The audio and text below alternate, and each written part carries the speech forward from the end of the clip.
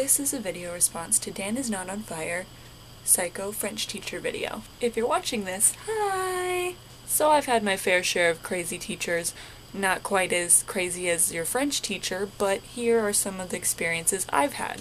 So when I was a sophomore, I was in the 10th grade, I had this world cultures teacher, aka world history, who was kind of crazy. We'll just call her Dragon Lady. I'm not sure where it came from or how she got it, but that was her nickname. She once told us this completely pointless story about how she had been painting someone's house and she had all of her painting clothes on, obviously, and some guy, I guess, gave her this dirty look and she got really pissed about it. So she told him that she knew people in the Irish Mafia. I don't know why she told him that or why she even told us about that.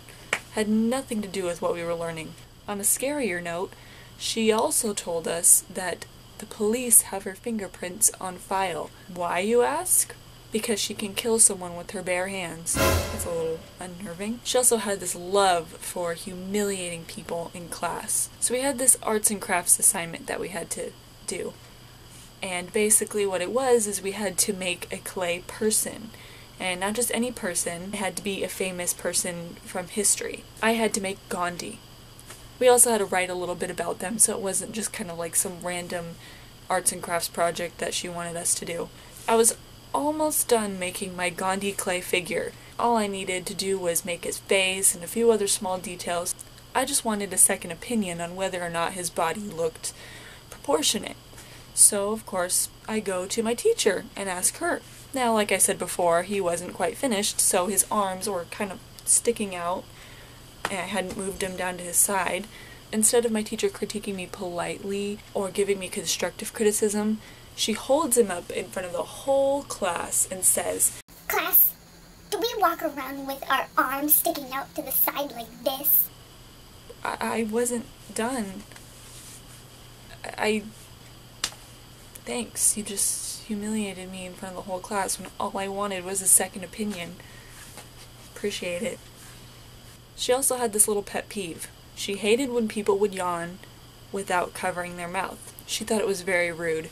She had this paragraph that she would make you copy 3, 4, 5 times in a row, however much she decided, and it was, again, another humiliating experience when she would catch you and point it out to everyone in class. Then when I was a junior, I had this US history teacher who was pretty crazy as well. Because this is, a class, just like any other class, we would take tests, and on occasion we would maybe not do so well as a whole. So of course our teacher would be pretty pissed at us, so he would have a talk with us. A lot of times it would come across as yelling because he would speak very, very loudly, and so we were just there like, and he was just like, "You need to study, you need to do your homework, you need to use your brains."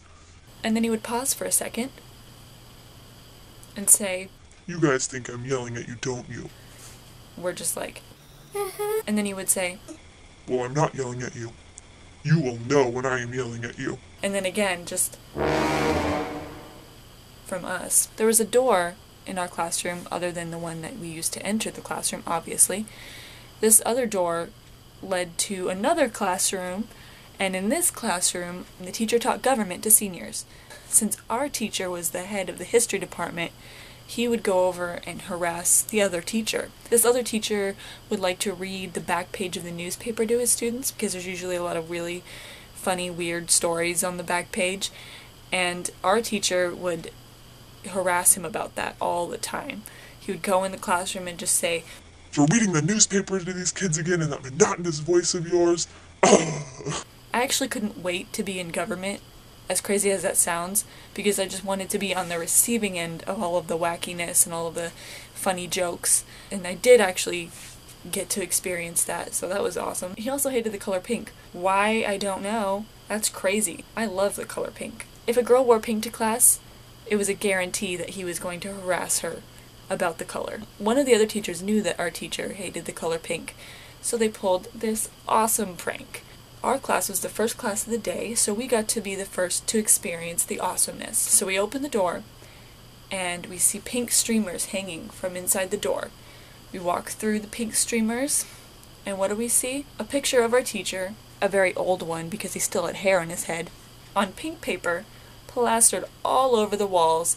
There was pink streamers everywhere, pink balloons everywhere, there was a pink pimp-style hat, and just pink everywhere. It was awesome. And our teacher even put on this pink pimp-style hat so that the people from yearbook and the school newspaper could take a picture of it, because it was just awesome. This didn't happen to me, but it did happen to my sisters. When they were in middle school, they were in band. One day, they found out that they were going to have a substitute teacher. So all of the cool kids, except the clarinets, because they didn't want to participate in this joke, switched instruments. Flutes played the trumpets, trumpets played the saxophones, saxophones played the tuba, just all kinds of crazy mayhem. The substitute teacher apparently doesn't know what good music sounds like because they thought it was great. While this all sounds like fun and games, they could have actually gotten into trouble because their real teacher was still on campus. He was just in a bunch of meetings and could have easily walked in the classroom at any moment. So that's all of the crazy teacher experiences that I've had, and I guess that's it.